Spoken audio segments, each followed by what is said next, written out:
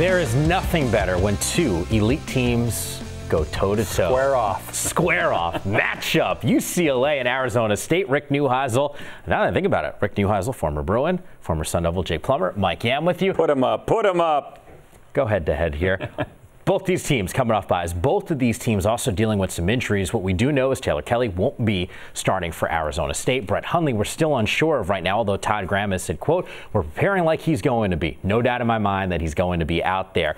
What are both coaches now? What's going through their minds as we know that there's some questions, not only at that quarterback spot, but obviously the other team, both of these teams really needing this win? Well, what every coach wants to do is put their best foot forward. And so what they're going to do, regardless of who's under center, they're going to play how they play. There's going to be very little deviation from an offensive attack, whether it be Arizona State or UCLA. And it doesn't matter if Brett Hundley goes in there or it's Jerry Neuheisel. It just needs to be the UCLA offense. Noel Mazzoni needs to call the offense like he has, just like Mike Norvell needs to do so for Arizona State.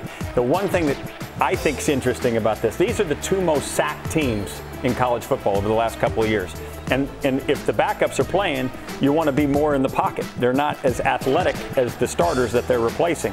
We still don't know about the UCLA situation, but it'll be interesting to see how much drop back, given that the protection's an issue against these two teams. Yeah, that's a key, and it's shocking that they are the two teams that have been sacked the most with the athletes they have at quarterback. But if those two, Hundley and Kelly, are not in the game, you got to look for what Jerry did down in Texas was awesome. Came in, rallied the troops. He's got the trust of his team.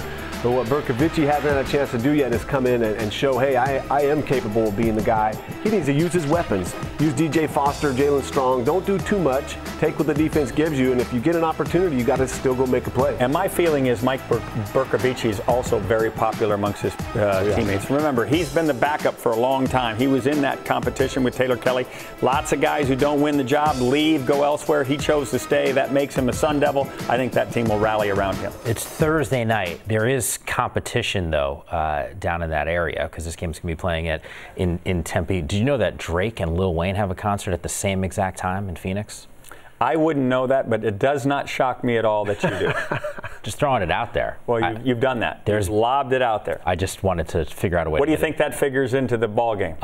Absolutely nothing. However, you got to think that some of the younger people that might tend to go to a game like that might be at the concert instead. They're not football fans if you're going to see Drake. You tell them. That's the message from a former Sun Devil himself, Jake Plummer. Isn't that a university? Thursday.